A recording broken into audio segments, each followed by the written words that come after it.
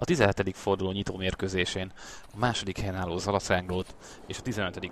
Gelse csapott össze Gelsén, ahol azért a papírforma vendéggyőzelmet ígért. De lássuk, mi történt a mérkőzésen. A 15. percben a téli átigazolási időszakban érkezett Tóth Dániel lépett ki, és emelt át gyönyörűen a kifutó kapus fölött, ezzel 1-0.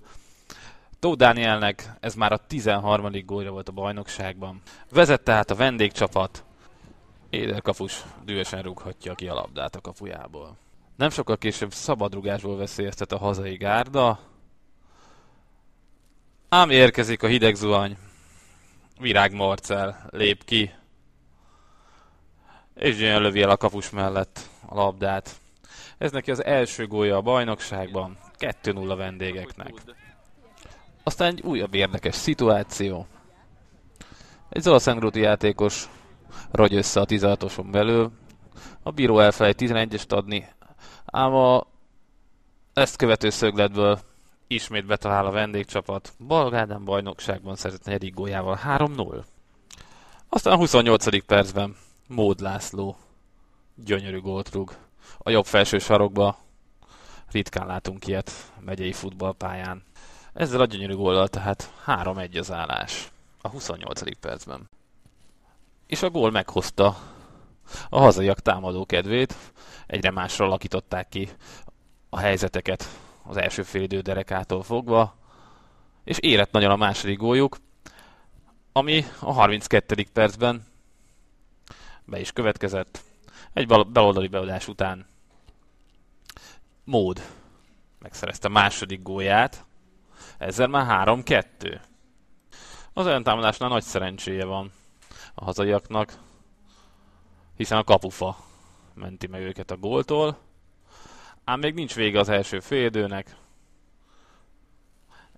Jelzi ezt Horváth Ramón 34. percben érkező egyenlítő gólra. 3-3. A mérkőzést egyébként Szenter Róbert játékvezető kissé erélytelenül vezette. A sárgalapjait mint az öltözőben felejtette volna, és ezt néha kihasználták a játékosok.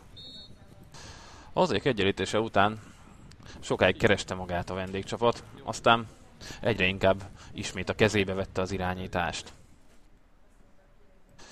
A második félidő nagy hazai zicserrel kezdődött. Szépen mentek el a jobb oldalon. A beadás is jól sikerült, ám nem sikerült megszedni a labdát, így oda lett a lehetőség. A szenglótiek aztán nagyobb sebességi fokozatba kapcsoltak, szerették volna eldönteni a mérkőzést, és egyre másra alakították ki a helyzeteket is.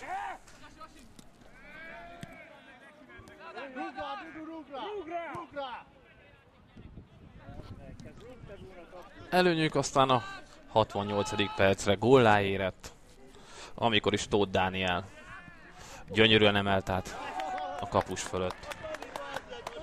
Az Alakarosról érkező támadónak 14. találata volt, 4-3.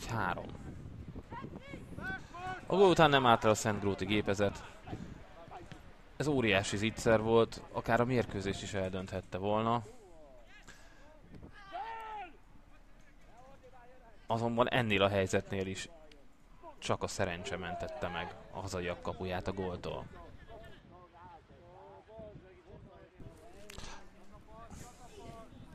Újabb nagy szentgróti helyzet következik.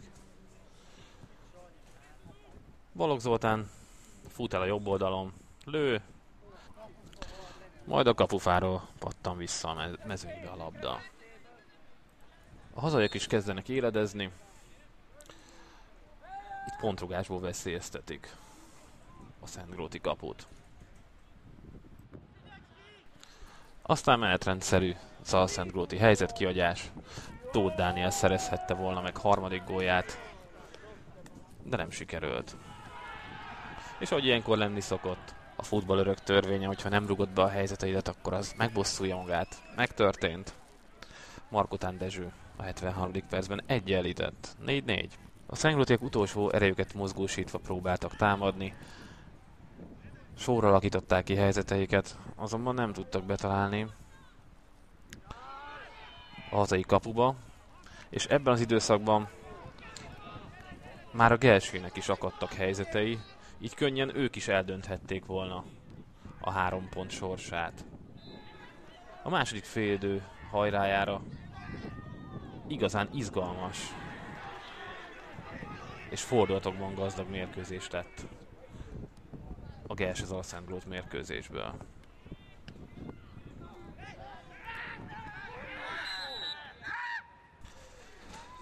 Szente Róbert bíró ténykedése már szóba került az összefoglaló alatt.